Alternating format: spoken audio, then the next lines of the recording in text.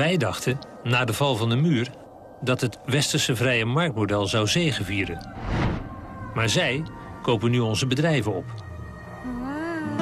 Wij dachten dat iedereen bij ons wilde komen intrekken. Maar onze beste mensen vertrekken nu naar het oosten. Wij dachten dat we de wereld hadden ingericht. Maar zij geven nu de nieuwe wereldvorm. Die ontwikkeling noemen we reversed globalization. Ofwel, de wereld op zijn kop. Deze week een ontmoeting met Kishore Mahbubani.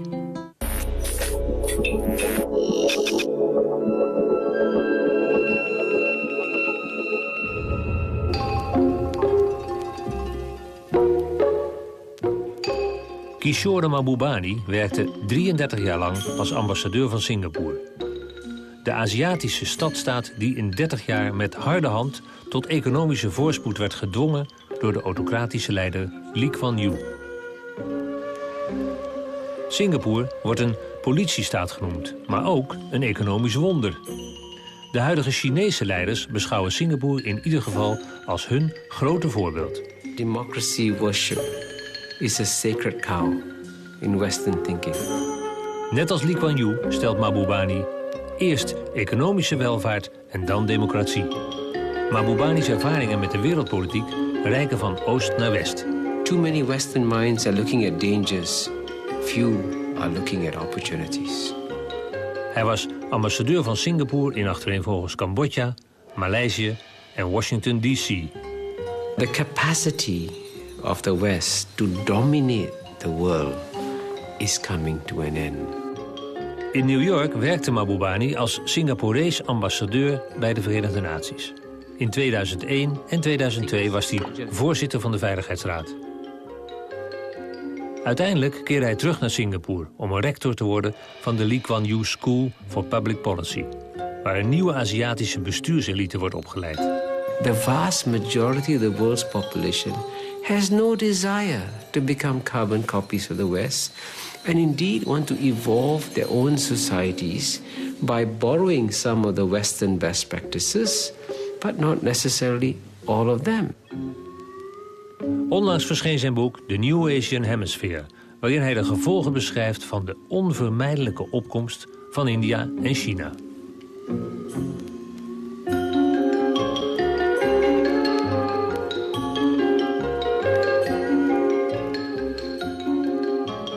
Mr. Mahbubani, according to your new book, this is the way the world is going to look like? Mm-hmm.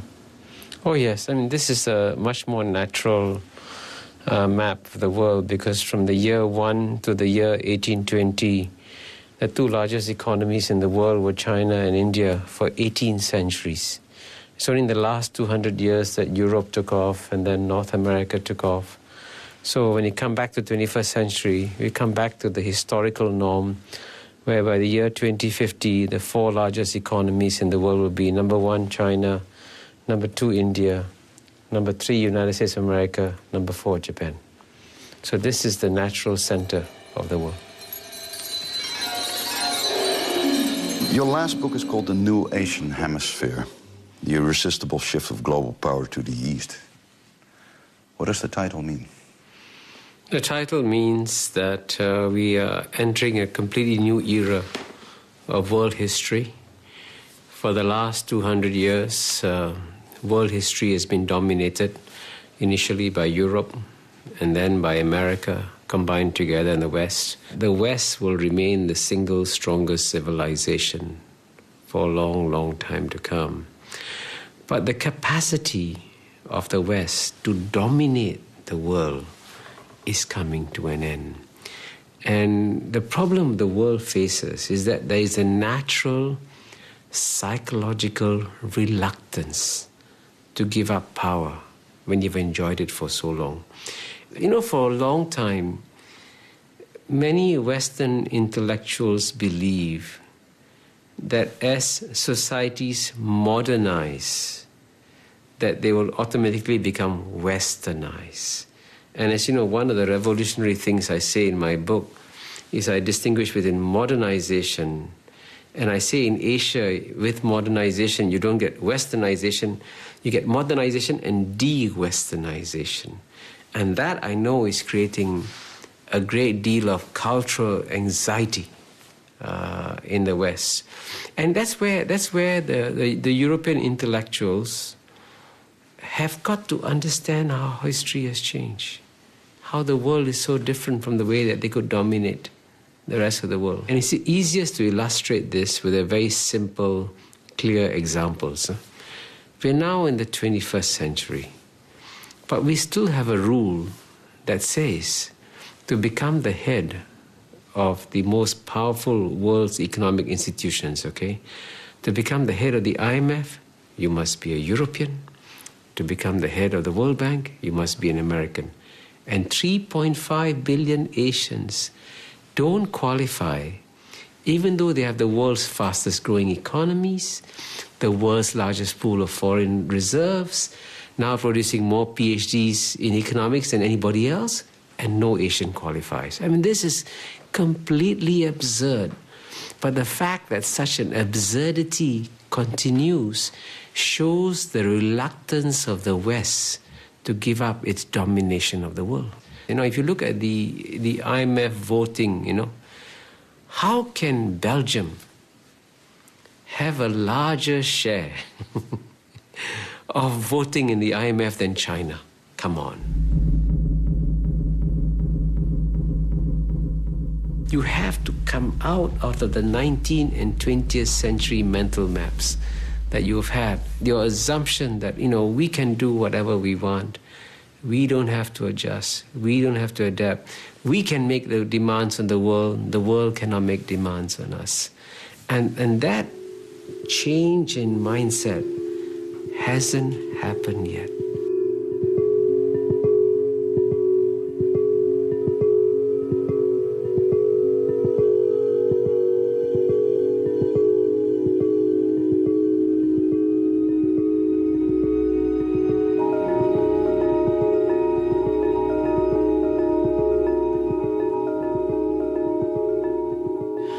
As a frequent traveler to Western intellectual gatherings, I often come away from them astonished that at a time when Western minds should be opening themselves to completely new realities, they are actually becoming more closed. I often despair when I read the op-ed pages of the New York Times and the Financial Times. These newspapers are filled with an incestuous discourse among minds who believe that 12% of the world's population who live in the West can continue to dominate the remaining 88% who live outside the West. Few in the West have grasped the full implications of the two most salient features of our historical epoch. We will see an enormous renaissance of Asian societies. The strategic discourse in the West should focus on how the West should adapt, but this has not happened. I think, you know, at the end of the Cold War, that was one of the most triumphal moments for the Western spirit. I mean, it felt wonderful for United States and Europe to have defeated the entire great Soviet empire without firing a shot. And the belief was that the West had triumphed. And, you know, you had the famous essay by Francis Fukuyama, The End of History, which more or less said that the rest of the world had no choice but to become carbon copies of the West. Now, that dangerous mindset, which refuses to acknowledge that other societies are different, that the vast majority of the world's population has no desire to become carbon copies of the West, and indeed want to evolve their own societies by borrowing some of the Western best practices, but not necessarily all of them. We are moving from a mono-civilizational world to a multi-civilizational world, from one successful civilization to many successful civilizations. And these other successful civilizations are not carbon copies of the West. They look at the world very differently. You have to reach out and understand them. And the pragmatic spirit is one which says, hey, you may not be like me, but I can try to understand you. I can try to figure out how you work, what you do, and so on and so forth. Up to now, especially since the end of the Cold War, the Western mind has become very ideological in its belief that there is only one path of history. Now suddenly there are many different paths of history. And your mind has got to open up to those possibilities. And that's why I say you need a new spirit of pragmatism to infect the Western mind.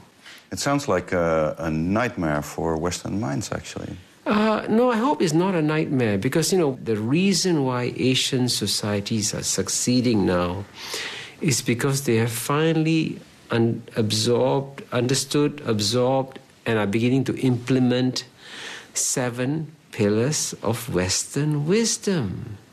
Now, excuse me, if I say that the rise of Asia is due to Asians implementing Western pillars of wisdom, it's not anti-West. And more importantly, I do say that the rest of the world, in many ways, right, want to replicate the successful Western middle-class society. They don't want to dominate the West. They have no desire to do so because they don't have to do so. When you say these economies started thriving because of implementing the 7 pillars of Western wisdom, what kind of pillars are they? Well, let me cite some obvious ones. The first and most obvious one is free market economics, I happened to be in China in 1980 for the first time in my life. And China was still Maoist. And the reforms had just barely begun. And I went for a haircut in Beijing. And the barber gave me a wonderful haircut, It took 1 hour to do it. So when he finished, I said, "Thank you very much, but why do you take so long?" He says, "Well, whether I do 5 haircuts, 10 haircuts, 20 haircuts, I get paid the same. So what's the hurry?" Right? There was an iron rice bowl. China's economy didn't grow. But the minute China smashed the iron rice bowl and created free market incentives, China has now had the world's fastest growing economy for over 30 years, just by implementing free market economics. And watching the world's most populous country, China, 1.3 billion people, to watch it have the fastest growing economy in the world is as unnatural as watching the fattest boy in class winning the 100-meter race, right? It's quite remarkable. But that shows the power of free market economics. Then you take science and technology, right? The reason why the West was able to dominate the world was because it has always had been a superior edge in science and technology. But today, a remarkable shift is taking place. And in doing research for my book, I came across a Time magazine cover story which said by 2010, 90% of all PhD holders in science and engineering will be Asians. That's in 2 years. Yeah. And it may not be 90%, but it's a remarkable shift. And today, if you go to American universities and you look at the list of the PhD graduates, they're all mainly Asian names. It's clear at the basic science research, Asia hasn't caught up yet. There's no doubt whatsoever. But the Asians are making massive investments in those areas. You take biotechnology, for example. I was stunned when the provost of Harvard came to Singapore and came to call on me in my office. I said, "Why are you coming to Asia? Harvard is number 1 in the world, right?" He says, "We understand that there is very powerful new research going on in this region, and we want to understand what's going on." Now that, I spent a year in Harvard in 91, 92. In 1991, 92, no Harvard provost would have come to Asia to say, "Hey, I want to understand what's happening in Asia." The fact that today he's coming shows something is happening in Asia, even in the fields of basic scientific research. Another one is what I call meritocracy. And to understand meritocracy, I use the example of Brazil. Why is Brazil always a soccer superpower, but in economic terms a middle power? And the simple reason is that when it comes to looking for football talent, the Brazilians go to the upper class, middle class, lower class, and they even go into the slums. And the people at the very bottom, they say, if they can find a boy that can kick a ball, they say, come play for Brazil. But when it comes to economic talent, they look in the upper class, middle class, then they more or less stop there. And the big shift in Asia is that the Asians have finally realized that they have talent in the hundreds of millions of people at the very bottom. So the simplest explanation for why Asia is rising now is that Asia always had the world's largest pool of brain power, but it also had the world's largest pool of unused brain power. Now that unused brain power is being used, and that is fueling this powerful growth in Asia. And that's something also that the Asians have learned from the West, that you find talent in all segments of society.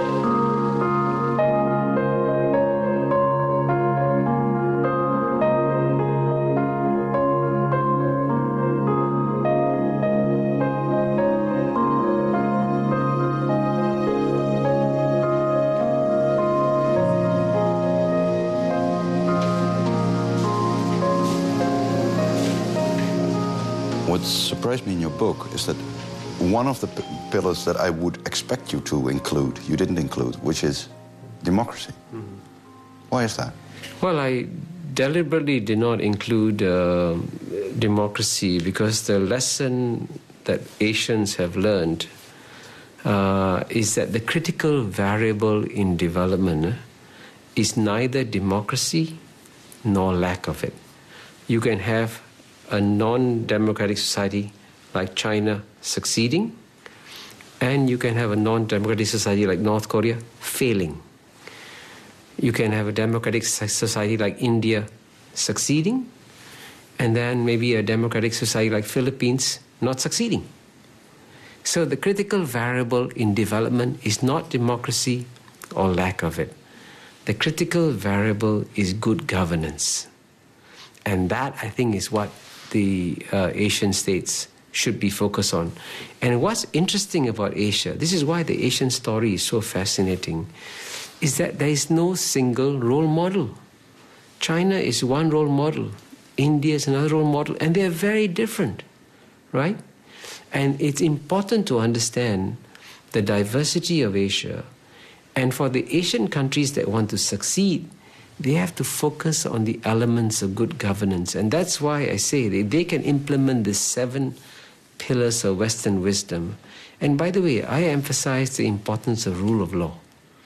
I think if you can have rule of law to create a secure environment, and especially a secure environment, as you know, for property and intellectual property, that makes a big difference in terms of growth and development. So frankly, I would say, you're given a choice between going for democracy immediately or rule of law immediately, I say go for rule of law first.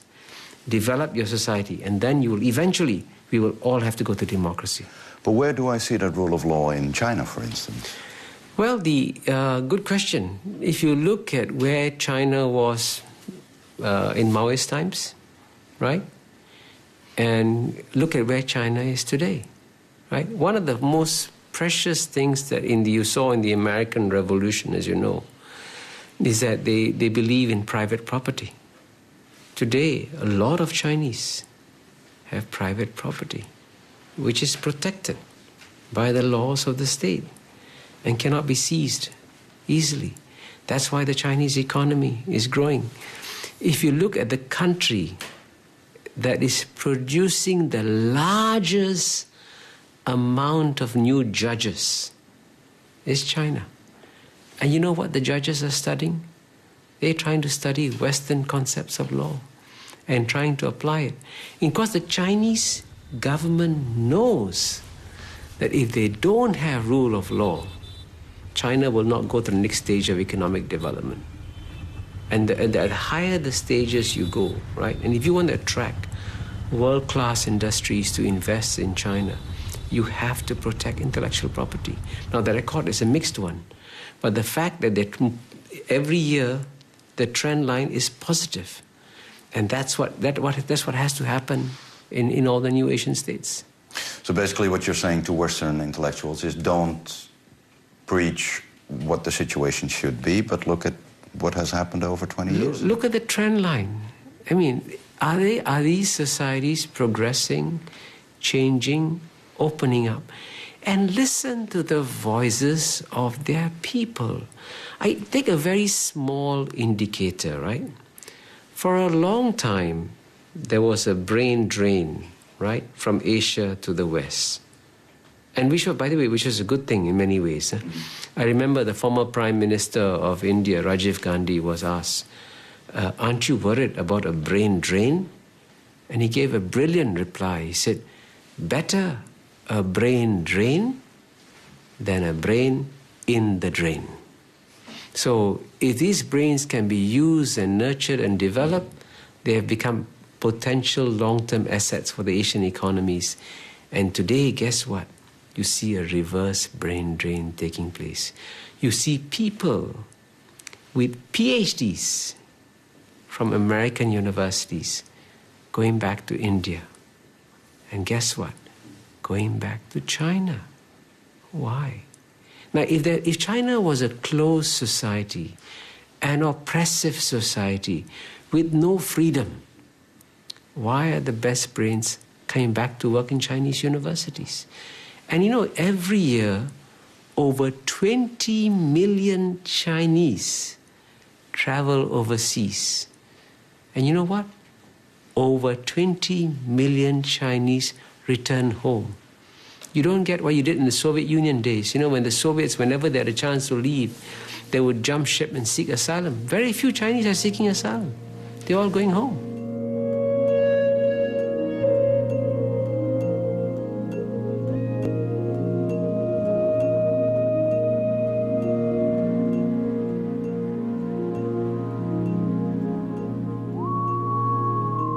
Lee Kuan Yew, founder of Singapore, said economy first and then possibly democracy.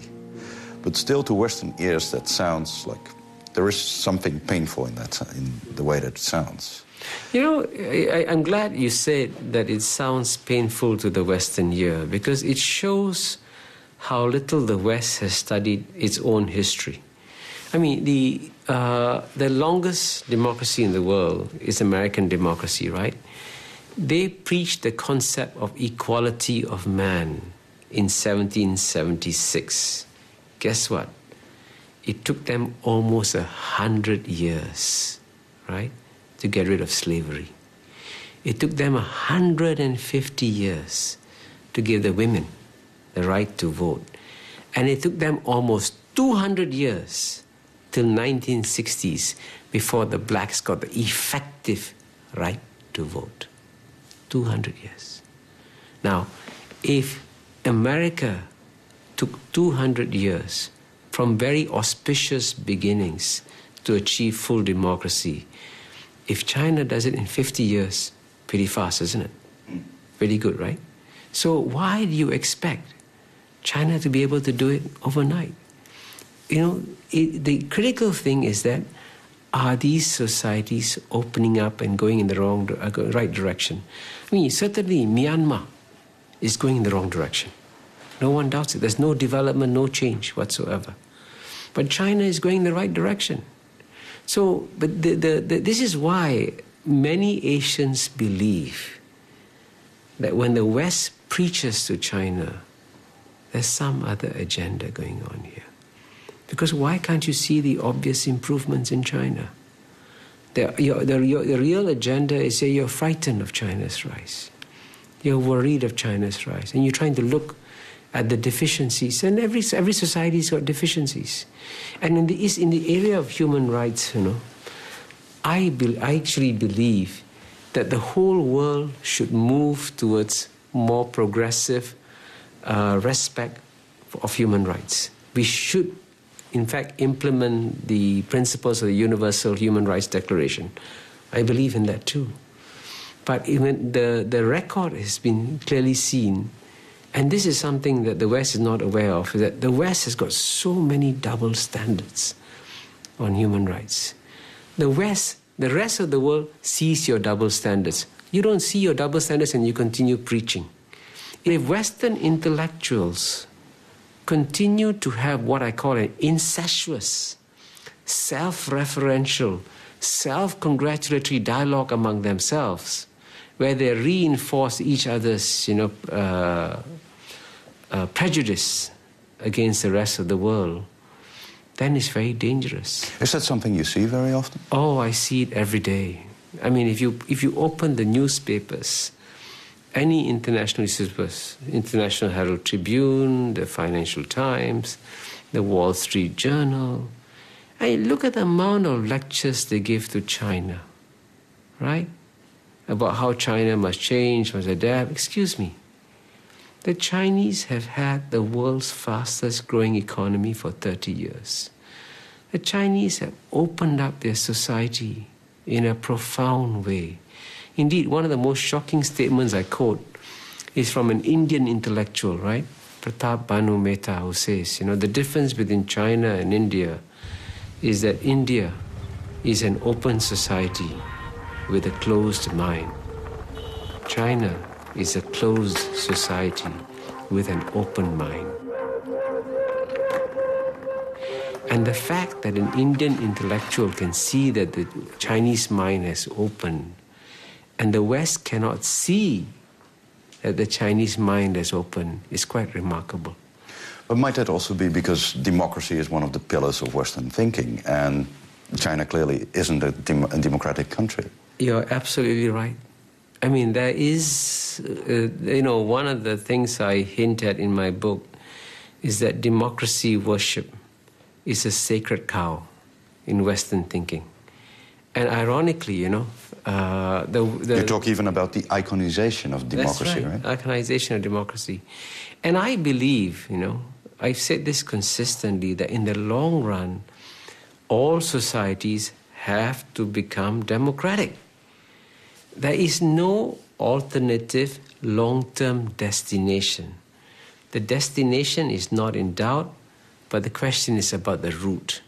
And the Western assumption, especially in recent times, has been that you can go from a non-democratic state to a democratic state overnight. History teaches us you cannot do it overnight. Indeed, if you look at the case of Russia, that went overnight from a communist party system to democracy, you saw an economic implosion in Russia.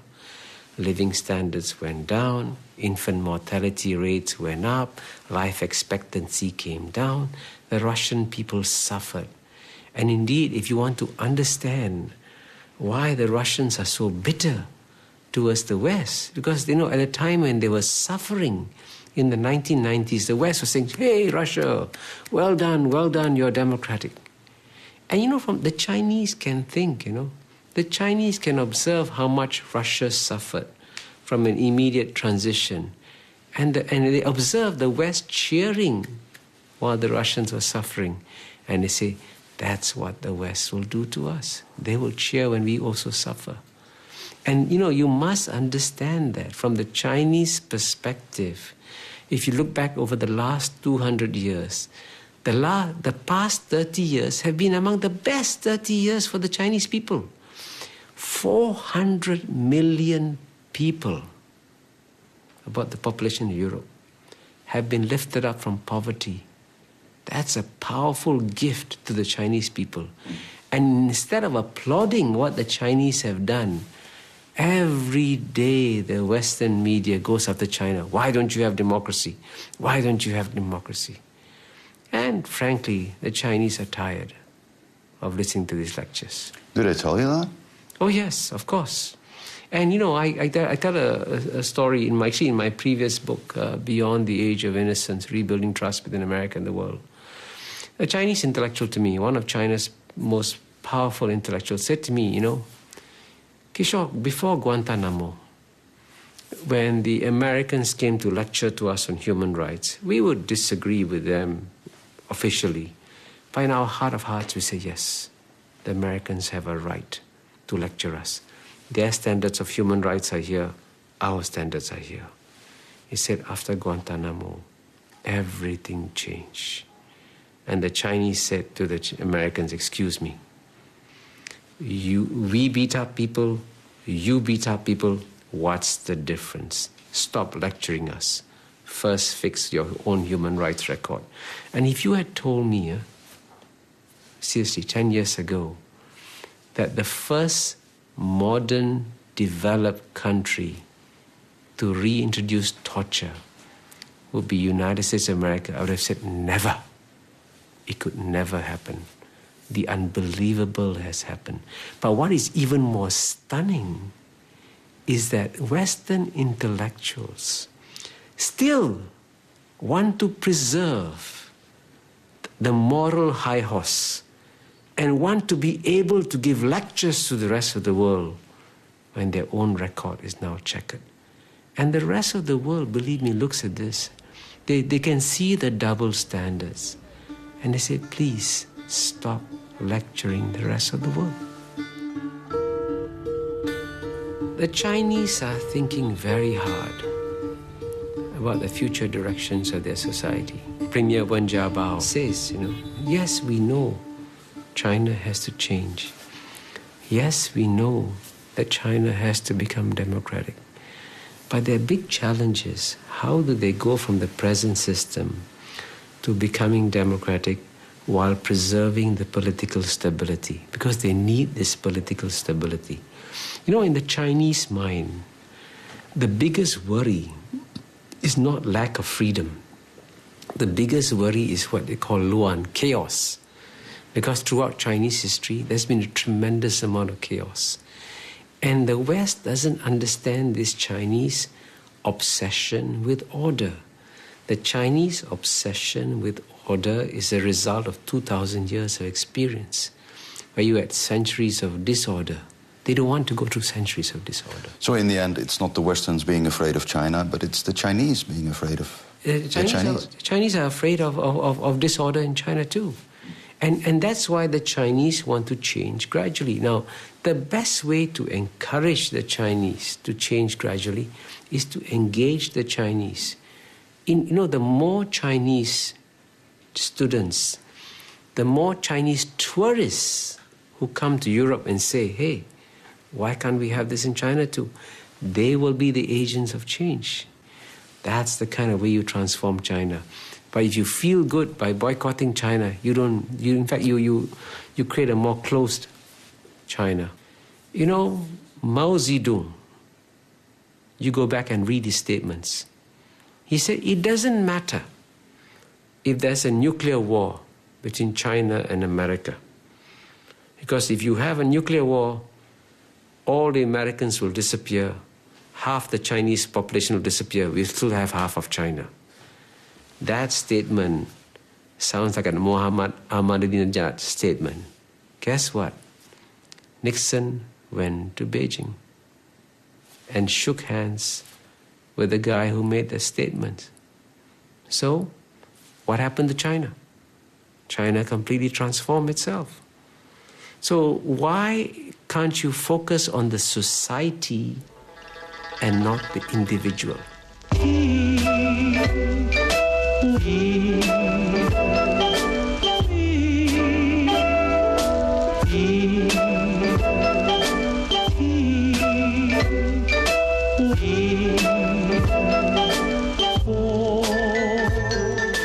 The strategic discourse in the West should focus on how the West should adapt.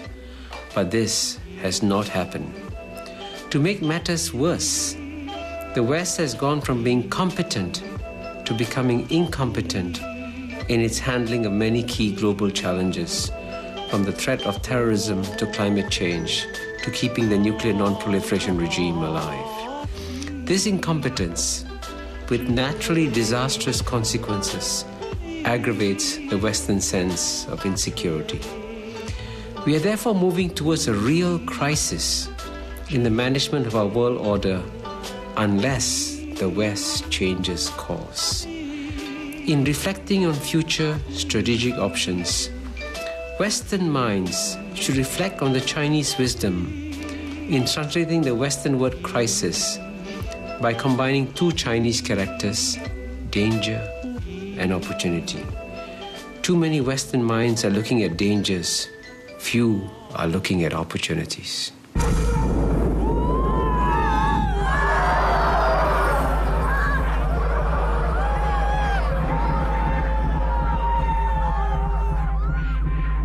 You are in your book very critical about Europe, actually. One of the things you state is that Europe failed completely to spread its influence beyond its Christian heartland. Can you explain that? Well, I mean, one of my obsession in my life today is what I call the world's great historical mysteries, okay? And, when after Europe developed, right, as you know, North America developed. And frankly, after that, after North America, if you go back and read the early 20th century history, everyone expected Latin America to develop. It didn't. Why? We still don't know. And if you look at Europe, if Europe was so successful, normally the success crosses the borders and other societies improve, right? What's interesting is that the European success story has been confined to the Christian societies. And even though Morocco and Tunisia and Algeria are so near, there's been no transformation. Now you see the exact opposite in Asia. In Asia, the success of one Asian society affects its neighbors. And there's a continuous ripple effect. Japan's success led to the success of the Four Tigers, Korea, Taiwan, Hong Kong, Singapore. It led to the success of the Southeast Asian economies, Thailand, Malaysia, Indonesia. And then when Deng Xiaoping visited Thailand, Malaysia, and Singapore, said, my God, why are these societies ahead of us? We must change. He changed China. And then when China took off, the Indians said, hey, if China can do it, why not us? We are as good. And so now the West Asians are saying, if India can do it, why not us? So there's a progressive process of learning. And in my previous book, which I mischievously entitled, Can Asians Think? I have an essay down there which suggests that Europe was actually very happy to remain as a developed state and to keep its neighboring Muslim populations in poverty. That was a very short-sighted policy. Not to export its modernization to its immediate neighbors, because the consequence of that is that I have a chart in my book that shows in 1950, Europe's population was here, right? And North Africa's was there. By the year 2000, it's about the same. By 2050, North Africa's population is much bigger than Europe. Don't you want to live next door to modern developed states rather than backward, impoverished states? Why can't you transform your own neighborhood? If Islamic states modernize, I quote a famous phrase by Bob Zelig, who said when he was Deputy Secretary of State that China should become a responsible stakeholder in the global order. And China, by the way, is becoming a responsible stakeholder in the global order because China today is the biggest beneficiary of the new global order. If you are the biggest beneficiary, you want to become a responsible stakeholder. Now imagine a world where all the Islamic states become modernized, they have middle classes, they succeed, they get rid of poverty. Guess what? They will then want to become responsible stakeholders in the global order. Take the obvious case of Iran, for example. The Iranians have long historical memories, okay? They believe that Persian civilization is on par with Chinese civilization. They believe that Persian civilization is superior to Indian civilization because they taught Indian civilization a lot from Persian civilization. Now, if you are living in Iran and you see China rising and you see India rising, you say, why not Iran? So the Iranians actually want to join the modern world. And guess what? At a time when the Iranians want to join the modern world, the West is putting them in a box, which is exactly the wrong thing to do. Get them out of the box. Let the Iranians connect with the rest of the world. And eventually, Iran will become a responsible stakeholder. Iran has got 60 to 70 million people. All the polls will tell you that the Iranian population is the most pro-American population in the Middle East. So why are you focused on Ahmadinejad and his crazy statements? Because he's the representative of the Iranian people. He's the temporary leader. But you know something? When President Bush declared Iran to be part of the axis of evil, you know who was the president of Iran then? Khatami. Khatami had proposed a dialogue of civilizations. And in response, you call Iran part of the axis of evil. Why are you surprised that Ahmadinejad was elected? When Iran was trying to reach out to you, you slammed the doors on them. Why don't you open the doors on Iran? Connect with Iran. Allow Iranian students to study in European universities and American universities as you have Chinese studying down there. And guess what? Over time, Iran will change. Believe me, that's why it's very important to get out of this Western mindset that the way you solve problems is by imposing sanctions. When you impose sanctions, you close up societies, they don't change. Why is it that the Europeans, who were geopolitically the most competent powers in the world, believe me, if you were not competent, how could a small state like Portugal, very tiny state, go and colonize South America, Brazil, go and colonize Africa, Angola and Mozambique, take a bite of India in Goa, take a bite of China in Macau? That's amazing. That's what I call first-class geopolitical competence. Today, the same European states which have been geopolitically competent for a long time are becoming geopolitically incompetent. And you know, if you look at the amount of time the Europeans spend arguing about the internal arrangements, about how to reshape Europe, and not paying attention to all the borders. The best analogy I can think of is that you're rearranging the deck chairs on the Titanic while the Titanic is sinking. And that's not geopolitical competence.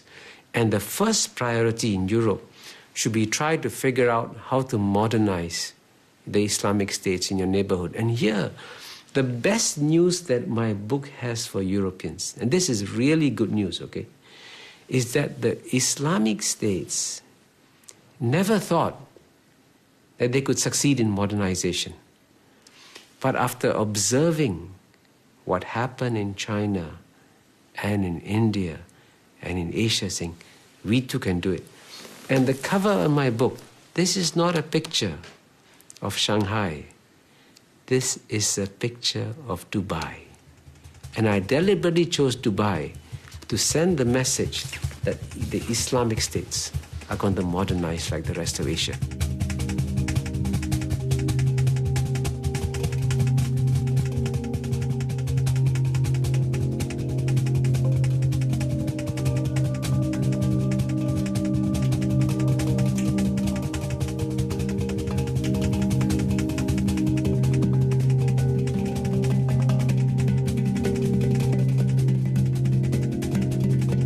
Understand the fears in the West. People are afraid of losing their jobs, of losing their standard of living. Yes, I can.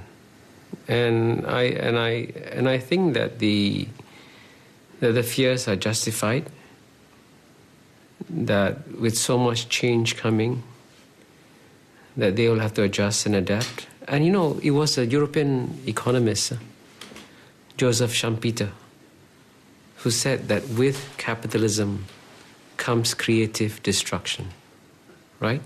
So, for example, when the automobile was invented and mass-produced in America, the horse and buggy industry died. Why would you want to buy a horse and buggy when the automobile was invented? So as a result of more economies becoming capitalist, there will be much more creative destruction. And therefore it is natural that some economies that were competitive in Europe will not become competitive anymore. And so we have to adjust. So the message that we give in Singapore to our population is that we have to go through a process of lifelong learning and adjusting and adapting. And it's actually very cruel to the workers not to prepare them for this competition, because then you're creating an illusion. You're making them believe that they can do the same job from beginning to end. And that's no longer possible in the world of tomorrow. And so I can understand these fears and anxieties. But if as a result of these fears and anxieties, Europe and America become protectionists, then in the long run, we are all worse off. The big lesson we have learned is that protectionism doesn't work, open market economies work, and we have to keep working in adjusting and adapting in that direction. And there are many areas, by the way, there are many European industries which are still so far ahead of the rest of the world. I mean, you look at the German SMEs in machine tools, okay? The Germans are so far ahead of the rest of the world. It'll take a long time for anybody to catch up. And indeed, the German SMEs are exporting like mad to China and competing very well with China. So it can be done. But you have to adjust and adapt and make sure that you give up things like textiles, because you can't compete with China in textiles. It can't be done. What will happen if the West fails to pick up your lessons? Well, the West can fail in many different ways, okay? It can fail by resisting change. That will be one disaster. It can fail by becoming protectionist. That's another disaster. It can fail by maintaining policies that are perceived to be against the Islamic world. You know, the hardest message to convey to a Western audience is that the Western mind is a closed box, that it is caught in one cultural box and therefore cannot see the other cultural boxes that are becoming alive. So the first thing, the biggest message I have to the Western mind is, please open up your cultural box and understand that the 21st century will be very different from the 19th and 20th centuries.